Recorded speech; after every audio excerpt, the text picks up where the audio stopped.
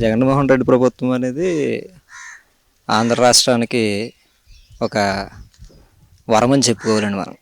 ఎందుకంటే గడిచిన 10 సంవత్సరాలు కనుక చూసుకున్నట్లయితే ఆంధ్ర రాష్ట్రం విడిపోయిన తర్వాత కూటమిగా ఏర్పడి ఇదే చంద్రబాబు నాయుడు, ఇదే పవన్ కళ్యాణ్, ఇదే మన ప్రధానమంత్రి అయినటువంటి మోడీ గారు ముగ్గురు కలిసి అప్పుడు కూడా కూటమిగానే వచ్చారు.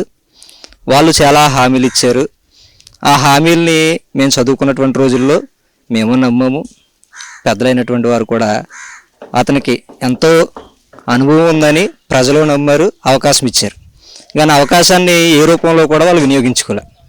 ఇచ్చినటువంటి హామీలన్నీ కూడా పెడచెవిన పెట్టి ప్రజలు మనం ఇచ్చినటువంటి హామీలు ఏ ఉన్నాయి అవి నెరవేర్చాలన్న కొద్దిగా కూడా విశ్వసనీయత అనేది లేకుండా వారు పరిపాలన చేశారు.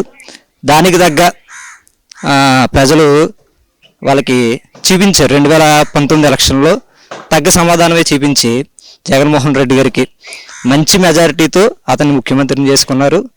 ఆ ముఖ్యమంత్రిని పదవిని ఆయన ఇచ్చినటువంటి మేనిఫెస్టో ఏదైతే ఉందో, నవరత్నాలు అనే మేనిఫెస్టో ఏదైతే ఉందో దానికి తగ్గ న్యాయం ఆయన చేశారు.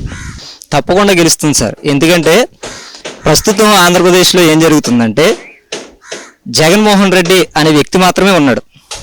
అక్కడ ఎమ్మెల్యే ఎవరు, ఎంపీ ఎవరు, క్యాండిడేట్ అనేది అనవసరం. ప్రస్తుతం యువత అవనివ్వండి, వృద్ధులు అవనివ్వండి, ఆడవారు అవనివ్వండి, మగవారు అవనివ్వండి, ఎవరైనా సరే ఏం చూస్తున్నారంటే జగన్మోహన్ రెడ్డిని మాత్రమే చూస్తున్నారు. జగన్ అనే పేరు, ఫ్యాన్ అనే గుర్తు. అక్కడ ఎంపీ క్యాండిడేట్ ఎవరు, ఎమ్మెల్యే క్యాండిడేట్ ఎవరు అనే విషయం మనకు అనవసరం. తప్పకుండా ఉంటుంది. అది రేపొద్దున మనం June 4వ తారీఖున తప్పకుండా చూస్తాము. వాళ్ళు ఏదో అనుకుంటున్నారు కానీ కూటమి వల్ల వస్తుంది అనుకుంటున్నారు కానీ వాళ్ళు ఇచ్చిన హామీలు ప్రజెంట్ వాళ్ళ మేనిఫెస్టో చూస్తే నమ్మశక్యంగా లేదు. ప్రజలు అనేవారు విశ్వసనీయతను చూస్తున్నారు. ప్రతి ఒక్కరు కూడా చదువుకున్న వాళ్ళు ఉన్నారు, చదువుకోకపోయినా సరే ఏం చెప్తున్నారు, ఏం చేస్తారు అనేది ప్రతి ఒక్కరు కూడా మాట్లాడుకుంటున్నారు. జగన్మోహన్ రెడ్డి 5 సంవత్సరాల్లో చేసినటువంటి కరోనా సమయంలో ఆదుకున్నారు.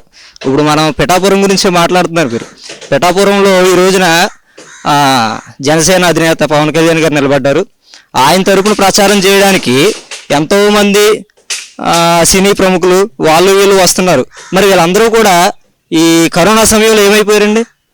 ఆ సమయంలో కూడా ఈ సినీ ప్రముఖులందరూ కూడా వచ్చి మా పవన్ కళ్యాణ్ గారు ఉన్నారు, వీళ్ళందరూ కూడా మా వర్గానికి చెందిన వాళ్ళు అని వాళ్ళందరూ కూడా ఏ రోజు కూడా హెల్ప్ చేసిన వాళ్ళు లేరు కదా.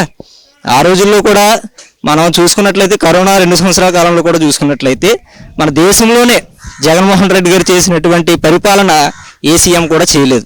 అది గర్వంగా చెప్పుకోవచ్చు మనం. అటువంటి పరిస్థితుల్లో కూడా ఆయన మంచి సుపరిపాలన మన రాష్ట్రానికి అందించారు.